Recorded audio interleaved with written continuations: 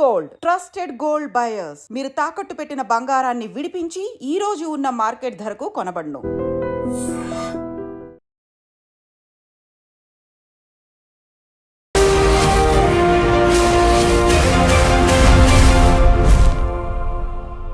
నమస్తే, welcome to iDream social spotlight with Kavitha. Kashmir ఇష్యూలో పాకిస్తాన్ భారతదేశం మధ్య ఒక ఉద్రిక్త వాతావరణం చెలరేగింది. అది యుద్ధానికి దారితీస్తుంది అని అందరూ అనుకున్నారు. ఎందుకని సడన్గా సీజ్ ఫైర్ అనౌన్స్మెంట్ ఇరు దేశాల నుంచి వచ్చింది?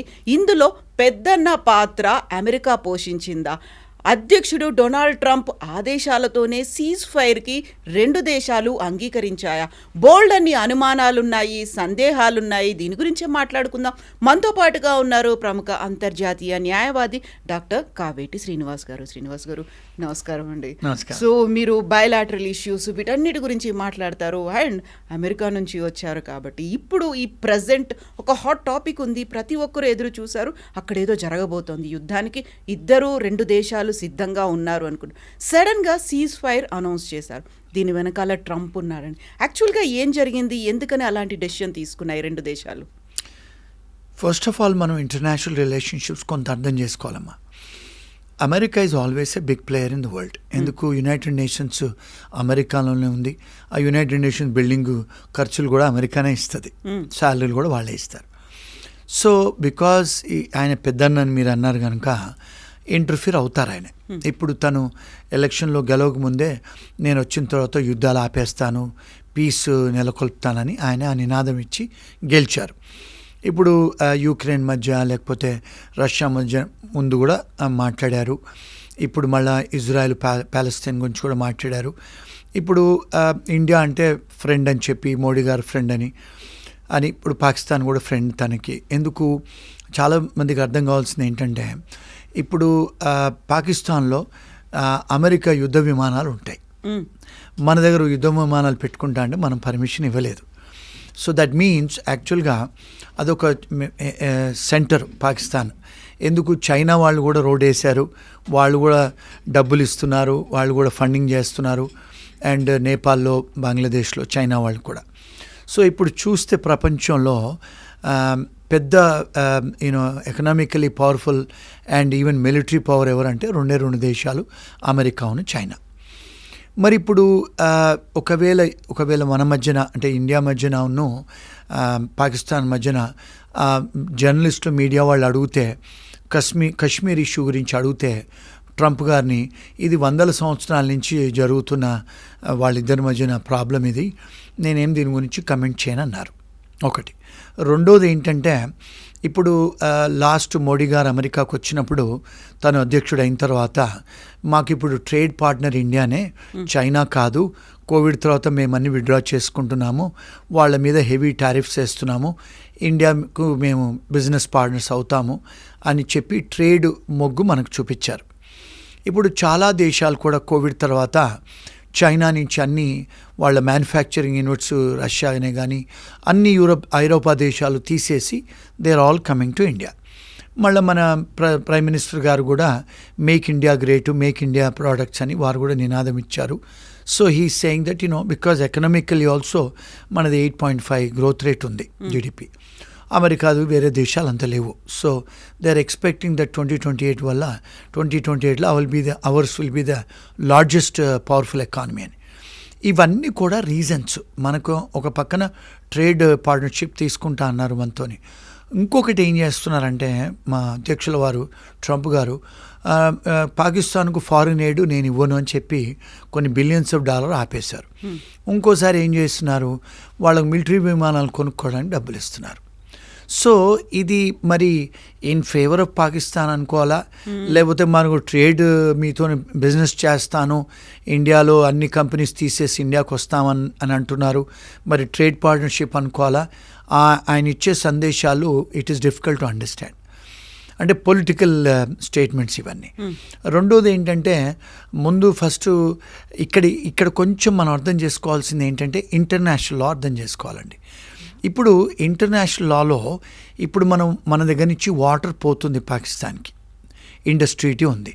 ఆ ట్రీటీలో ఏం రాసుకున్నారు ఇండియన్స్ అండ్ పాకిస్తాన్ అంటే దిస్ ఈజ్ బైలాటరల్ ట్రీటీ. ఆ ట్రీటీలో ఏం రాసుకున్నారు ఇండియన్స్ అండ్ పాకిస్తాన్ అంటే యునైటెడ్ నేషన్స్, యుఎస్, యూకే వాళ్ళు ఎవరు ఇంటర్ఫీర్ అవ్వద్దు అంటే ఆ ట్రీటీలో రాసుకున్నాం మనమే. పాకిస్తాను ఇండియా కలిసి కూర్చొని రాసుకున్నాం. మన మధ్యన ఏదన్నా కాన్ఫ్లిక్ట్స్ అవుతే మనమే కూర్చొని మాట్లాడుకోవాలి, ఈ రెండు దేశాలు. అది యాక్చువల్గా ట్రీటీ, అది కన్వెన్షన్, అది ఇంటర్నేషనల్ లా. దాన్ని బట్టి ఎవరు ఇంటర్ఫీర్ కావద్దని. కానీ ఇప్పుడు ఇక్కడ ఏమైంది, ఆ ట్రీటీ ప్రకారము పాకిస్తాన్, ఇండియా కూర్చొని మాట్లాడుకోవాలి ఏదైనా కాన్ఫ్లిక్ట్స్ ఉంటే.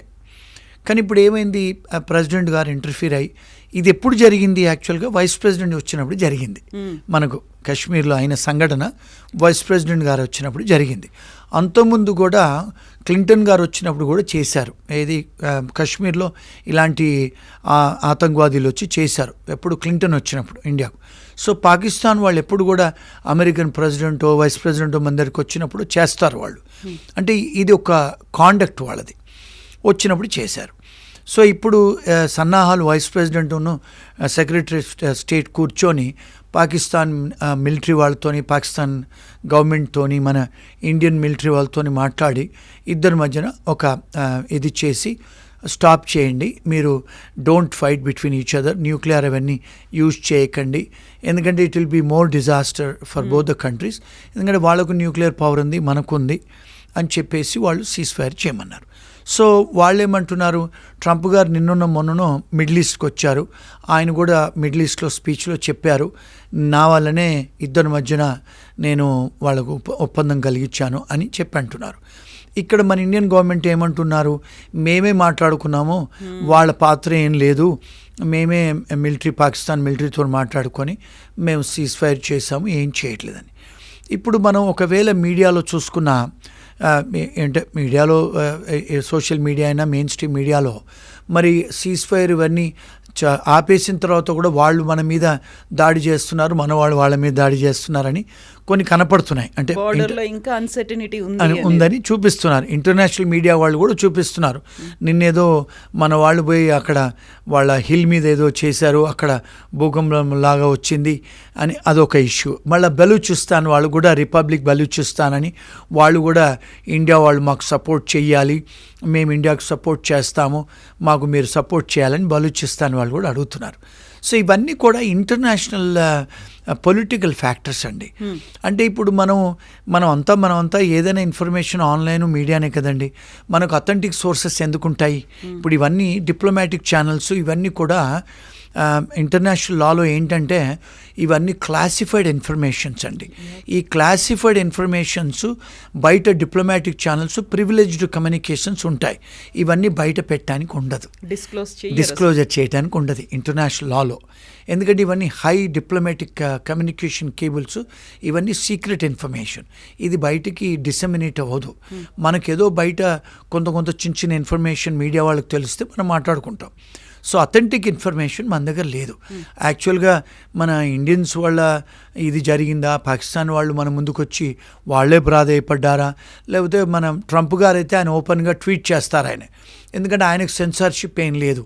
ఎందుకు ఆ ట్వీట్ చేసే కంపెనీ కూడా ఎలాన్ మాస్క్దే. So Elon Musk is part of Trump's administration. So ఆయన ఎవరికి ఏం భయపడ్డా ఆయనే, సో ట్వీట్ చేస్తారు ఆయన. అంటే అది ప్రివిలేజ్ కమ్యూనికేషనా, క్లాసిఫైడా, అన్క్లాసిఫైడా, ట్రంప్ గారికి ఏది ఉండదు అని చేసేస్తారు, క్షణంలో చేసేస్తారు ఆయన. సో వన్స్ ఈజ్ ఆ డిస్క్లోజర్ చేసిన తర్వాత పబ్లిక్ ఇన్ఫర్మేషన్ అయిపోద్ది కదా, దాని సీక్రెసీ అంటే సీక్రెసీ ఇది పోద్ది, అంటే ఆ కంటెంట్ ఏదైతే ఉందో ఆ ప్రివిలేజెస్ అని పోతాయి, ఓపెన్ సీక్రెట్ అయిపోద్ది. సో మనం ఆయన ట్రంప్ గారు చేసిన ట్వీట్స్ చదువుకొని చెప్పచ్చు. సో మోస్ట్ ఆఫ్ ద మనం కూడా మీడియా వాళ్ళని రిలై అయ్యే చెప్తాం. సో నేను అనుకునేది ఏంటంటే ఆయన డెఫినెట్గా ఇంటర్ఫీర్ అయ్యారు, అవ్వకుండా ఉంటే మన ఇండియన్స్ ఏదో మాట్లాడినా లేకపోతే పాకిస్తాన్ వాళ్ళు మాట్లాడినా జరగదు, అది నాకు అనిపిస్తుంది. అంటే నా opinion as an international lawyer. So ఇప్పుడు సీజ్ ఫైర్ అనేది ఒక అగ్రిమెంట్కి వచ్చారు, అయినప్పటికీ వయలేషన్స్ అవుతున్నాయని, బాంబ్ షెల్స్ అని అక్కడ వినిపిస్తున్నాయి, లేకుంటే మా మీద అటాక్ చేస్తున్నారు అనేటువంటి బోర్డర్లో ఉన్నటువంటి వాళ్ళు ఇవన్నీ చెప్తున్నారు. కాబట్టి ఇది కంప్లీట్గా వయలేషన్ కింద వస్తుందా, లేదు ఒక ప్రొవోక్ చేయాలి అనే దాని కింద వస్తుందా? దీంట్లో ఉన్నటువంటి రూల్స్ అండ్ రెగ్యులేషన్స్ ఎలా ఉంటాయండి? ఎక్సలెంట్ క్వశ్చన్స్ అండి మీరు అడిగింది. ఇంటర్నేషనల్ లాలో ఇక్కడ ఇష్యూ ఏంటంటే it's called public international law. Law between two nations. ఇప్పుడు ఇవన్నీ ఇప్పుడు ఇక్కడ ఇష్యూ ఏంటంటే మనకి చాలా కన్వెన్షన్స్ ఉన్నాయి. ఇప్పుడు షిమ్లా అగ్రిమెంట్ ఉంది, this is between Pakistan and India. And Indus ఇది మన వాటర్ది కూడా, ఇవన్నీ కూడా బిట్వీన్ బైలాటరల్ అగ్రిమెంట్స్ ఇవన్నీ. ఇక్కడ ఏంటంటే ఒకవేళ వయలేషన్స్ జరిగితే, ఇప్పుడు ఫర్ ఎగ్జాంపుల్ మనము పాకిస్తాన్ వాళ్ళు చేయొద్దు అంటే చేశారు, మనం చేయొద్దంటే మనం చేశామని వాళ్ళు అభియోగాలు చేస్తున్నారు. ఈ వయలేషన్స్ జరిగితే రైట్ ఫోరం ఏంటి, మనం ఎక్కడికి వెళ్ళాలి? ఇంటర్నేషనల్ క్రిమినల్ కోర్టుకు వెళ్ళాలా, లేకపోతే యునైటెడ్ నేషన్స్ సెక్యూరిటీ కౌన్సిల్కి వెళ్ళాలా, జనరల్ అసెంబ్లీకి వెళ్ళాలా? ఇవన్నీ కూడా ట్రీటీలో రాసి ఉంటాయి. ఇవన్నీ డిప్లొమాటిక్ ఛానల్స్లలో మోస్ట్ ఆఫ్ ద టైమ్స్ ఏంటి, మనం అగ్రిమెంట్స్ ఏం రాసుకున్నాం, ఏషియాలో సార్క్ దేశాలలో మనకు పీస్ ఉండాలి, మనకు అటానమీ ఉండాలి, వెస్టర్న్ పవర్ ఇందులో ఇంటర్ఫియర్ అవ్వద్దని రాసుకున్నాం మనమే. అంటే వెస్టర్న్ పవర్ అంటే ఏంటి, మళ్ళీ America, USA, UK, Europe, United Nations. Western పవరే కదండి, వెస్ట్లోనే ఉన్నాయి కదా. సో మనమే రాసుకున్నాం మీరు ఇంటర్ఫియర్ అవ్వకండి, మేమే సాల్వ్ చేసుకుంటామని. మరి ఒకవేళ మళ్ళీ వాళ్ళని ఇంటర్ఫియర్ అవ్వమంటే దానికి డిప్లొమాటిక్ ఛానల్స్లలో ఎవరు అప్లికేషన్ పెట్టాలి అంటే, do we have to go to the international criminal code or ICJ, ఎక్కడికి వెళ్ళాలి? మరి ఈ ప్రాబ్లం ఏంటంటే ఇంటర్నేషనల్ లాలో దీనికి పర్సుయేసివ్ వాల్యూ కానీ ప్రీసిడెంట్ వాల్యూ లేదు. అంటే అథారిటేటివ్ కాదు ఇవి. అంటే ఏమిటి లాలో అథారిటేటివ్ అంటే, ఫర్ ఎగ్జాంపుల్ ఇప్పుడు మీకు ఒక సుప్రీం కోర్ట్ ఆఫ్ ఇండియా నుంచి మీకు నోటీస్ వచ్చింది, హైకోర్టు నుంచి, డిస్ట్రిక్ట్ కోర్ట్ నుంచి నోటీస్ వచ్చితే మీరు వెళ్ళకపోతే ఉల్లంఘన జరిగితే వారెంట్ వేయచ్చు. వారెంట్ వేస్తే పోలీసు వాళ్ళు అరెస్ట్ చేస్తారు మిమ్మల్ని. మరి ఇలాంటి ఇంటర్నేషనల్ కోర్ట్స్ చేయొచ్చా? అక్కడ మళ్ళీ కన్వెన్షన్స్, పబ్లిక్ ఇంటర్నేషనల్ లా, ఇవన్నీ కూడా ఎక్స్పెన్సివ్ మెకానిజమ్స్ ఒకటి. రెండోది ఏంటంటే, అంటే ఇంటర్నేషనల్ కోర్ట్స్కు జ్యూరిస్డిక్షన్ అనేది ఇన్వోక్ చేసి వారెంట్ వేసే పవర్స్ లేవు, unless and until you are a treaty partner for that. చాలాసార్లు ఏంటి, ఇప్పుడు for example international criminal court ఉందండి. ఇంటర్నేషనల్ క్రిమినల్ కోర్టుకు India, China and America signatory partners కాదు వీళ్ళు. అంటే ఏంటి, వాళ్ళు ఏమంటారంటే మేము మిమ్మల్ని మా పవర్ అంటే మా జ్యూరిస్డిక్షన్ మీకు ఇవ్వలేదు, మేము అంటే we don't fall under the jurisdiction. ఏదైతే సిగ్నేటరీ కంట్రీస్ ఉన్నారో మేము సిగ్నేటరీ కాదు, మీరు మా మీద కాగ్నిజెన్స్, మా మీద మీ పెత్తనం చెలాయించడానికి లేదు అని మన వాళ్ళే రాసుకున్నారు. మరి ఇప్పుడు ఎక్కడికి వెళ్ళాలి మనం? ఇవన్నీ ఇంటర్నేషనల్ ఇష్యూస్ అండి. ఇక 5-10 మినిట్స్ మన ఇంటర్వ్యూలలో మాట్లాడుకోలేం. అంటే ఎగ్జాక్ట్లీ ఇప్పుడు ఇలాంటిది ఏదైనా సీజ్ ఫైర్ అయింది, లేకుంటే మా సివిలియన్స్ మీద అటాక్ జరుగుతుంది అనుకున్నప్పుడు, ఇలాంటి ఒక కాన్ఫ్లిక్ట్ వచ్చింది అనుకున్నప్పుడు యునైటెడ్ నేషన్స్ దగ్గరికి వెళ్ళిపోతారు. పాకిస్తాన్ నుంచి కొంతమంది రిప్రజెంటేటివ్స్ మన వాళ్ళు వెళ్ళి వాయిస్ వినిపిస్తుంటారు, మనల్ని మనం డిఫెండ్ చేసుకునే ప్రయత్నం జరుగుతుంది కదా. అదంతా కేవలం అక్కడ మాట్లాడడం వరకు, లేకుంటే ఓపెన్ ఫోరంలో వాట్ వీఆర్ ఫేసింగ్ అనేది చెప్పుకోవడం వరకే అవుతుందా? ఫర్దర్గా ఎలాంటి చర్యలు ఉంటాయి? యూఎన్ ఇన్వాల్వ్మెంట్ ఉంటుందా? ఇవన్నీ కూడా బోల్డ్ అని క్వశ్చన్స్ ఉంటాయి కదా. ఎక్సలెంట్ క్వశ్చన్ అండి. ఎప్పుడైతే ఒక 2 కంట్రీస్ మధ్యన కాన్ఫ్లిక్ట్ అవుతుందో, and we are all members of United Nations కదా, Pakistan is also member. So నార్మల్గా ఏంటంటే సెక్యూరిటీ కౌన్సిల్లో, జనరల్ అసెంబ్లీలో డిస్కషన్స్ అవుతాయి. ముందు జనరల్ అసెంబ్లీలో పెట్టిన తర్వాత సెక్యూరిటీ కౌన్సిల్లో డెసిషన్స్ అవుతాయి. అప్పుడు సెక్యూరిటీ కౌన్సిల్లో డెసిషన్స్ అయినప్పుడు అప్పుడు ఐసీజే ఇన్వాల్వ్ అవుతుంది, ఇంటర్నేషనల్ మెకానిజమ్స్ ఇన్వాల్వ్ అవుతాయి. అప్పుడు ఎప్పుడైతే మీరు ప్రపోజల్ పెడతారో కొన్ని కంట్రీస్ మీకు ప్రపోజ్ చెయ్యాలి, అది ఆ టాపిక్ ఆ డిస్కషన్ చేయొచ్చా అని, because all the countries are sitting to discuss this issues. ఇదంతా కూడా పబ్లిక్ ఇంటర్నేషనల్ లాలో వస్తుందండి. ఈ సెక్యూరిటీ కౌన్సిల్ కూడా మీరు ఎప్పుడు అడిగినప్పుడు అప్పుడు వెళ్ళి తలుపు కొట్టి ఓపెన్ చేసి చెప్పడానికి ఉండదు. సంవత్సరానికి కొన్నిసార్లే సెక్యూరిటీ కౌన్సిల్ కూర్చుంటుంది, జనరల్ అసెంబ్లీ కూర్చుంటుంది. ఎందుకంటే అన్ని దేశస్తుల ఫారిన్ అఫైర్స్ మినిస్టర్స్ వచ్చి కూర్చుంటారు ఆ మీటింగ్స్లో. మరి it's a very expensive business, అది చీటింగ్ మాడి కూర్చోరు వాళ్ళు. ఎందుకంటే నాకు యునైటెడ్ నేషన్స్ తరచుగా వెళ్తుంటాను, నాకు యాక్సెస్ ఉంది, అంటే నేను కూడా చూస్తుంటాను general assembly, security council proceedings. అందులో వెళ్ళాలంటే చాలా టైట్ సెక్యూరిటీ క్లియరెన్స్ తీసుకుంటేనే లోపలికి వెళ్ళొచ్చండి. సో నేను అప్పుడప్పుడు వెళ్తుంటాను కనుక నేను పర్సనల్గా చూస్తుంటాను, ఇలాంటి కొంత గొప్ప ఇన్ఫర్మేషన్ ఉంది. So it's not that easy that వీళ్ళు ఏదో జరుగుతుందో ఒక చిన్న 2 దేశాల మధ్యన వాళ్ళు సెక్యూరిటీ కౌన్సిల్ కూర్చొని, ఎందుకంటే అన్ని 5 big 7 big పార్ట్నర్స్ కూర్చోవాలి, కూర్చొని డిస్కస్ చేయాలి. So it's a big international business అన్నట్టు. ఇది బిజినెస్ ఆఫ్ ద హౌస్ అంటారు. ఎట్లయితే అసెంబ్లీలో పార్లమెంట్లో బిజినెస్ ఆఫ్ ద హౌస్ అంటారో, సిమిలర్గా సెక్యూరిటీ కౌన్సిల్లో, జనరల్ అసెంబ్లీలో, యునైటెడ్ నేషన్స్ అంటే న్యూయార్క్లోనే ఉంది, సెకండ్ అవెన్యూలో కూర్చొని మాట్లాడాలంటే వీటన్నిటికీ మనం పిఐఓ ఆఫీస్ వాళ్ళు చేస్తారు అప్లికేషన్లు. So it's a very high level diplomatic subject అండి ఇదంతా. So based on your experience కావచ్చు, మీ అబ్జర్వేషన్, ఇవన్నిటికీ కాన్ఫ్లిక్ట్ కావచ్చు, యుద్ధము ఫుల్ స్టాప్ ఎప్పుడు పడుతుంది, ఒక పీస్ అనేది ఎప్పుడు వస్తుంది, పీఓకేని మనం స్వాధీనం చేసుకుంటామా లేదా, ఇవన్నీ కూడా ఉన్నాయి కదా అనుమానాలు. ఇప్పటికి ప్రతిసారి పీఓకే మనదే, మనమే స్వాధీనం చేసుకోవాలి, మన ఫోర్స్ని డిప్లాయ్ చేయాలి, యుద్ధాన్ని అనౌన్స్ చేయాలి, ఇలాంటివన్నీ ఉన్నాయి కదా. ఏం జరగాలంటారు ఆ టైంలో?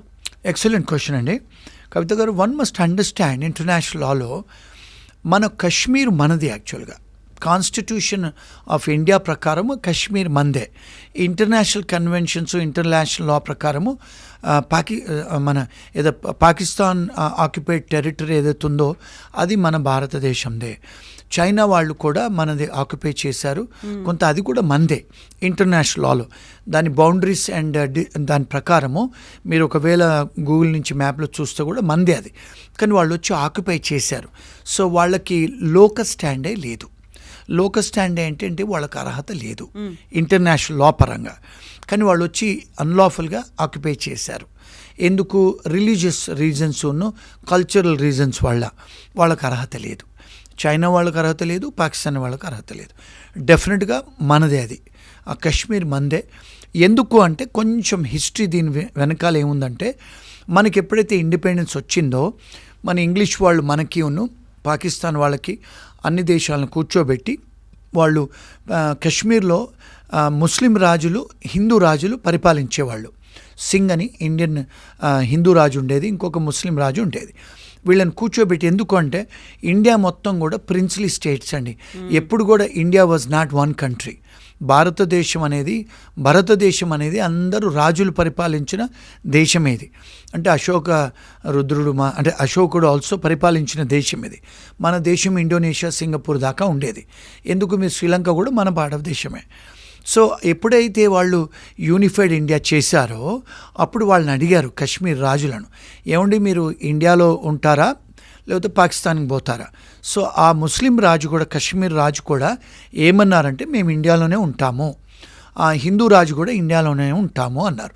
కానీ మాకు స్పెషల్ స్టేటస్ ఇవ్వండి, మాకు జెండా వేరు, మా రాజ్యాంగం వేరు, మా న్యాయశాస్త్రాలు వేరు అని అన్నారు. అప్పుడు అందుకే మన రాజ్యాంగంలో జమ్మూ అండ్ కాశ్మీర్కి స్పెషల్ స్టేటస్ ఇచ్చాము.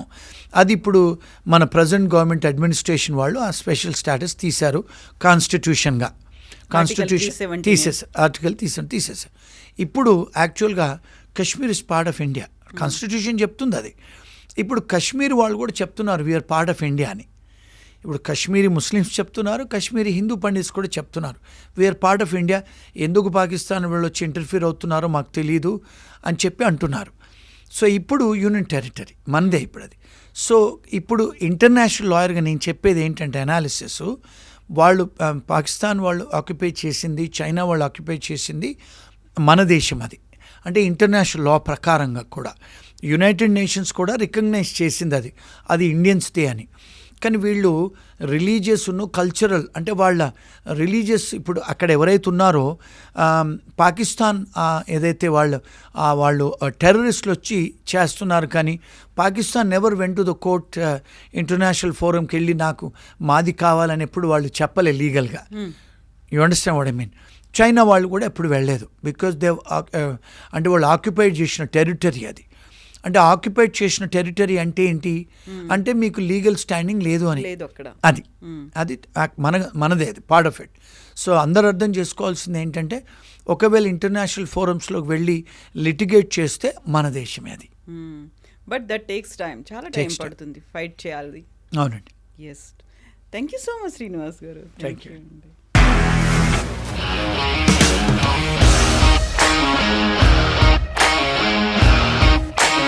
ఇండస్ట్రీలో కమిట్మెంట్ ఇష్యూస్ వస్తే నీకు కూడా వచ్చినట్టు? మార్నింగ్ తీసుకెళ్ళానంటే కొట్టి పడేస్తారు.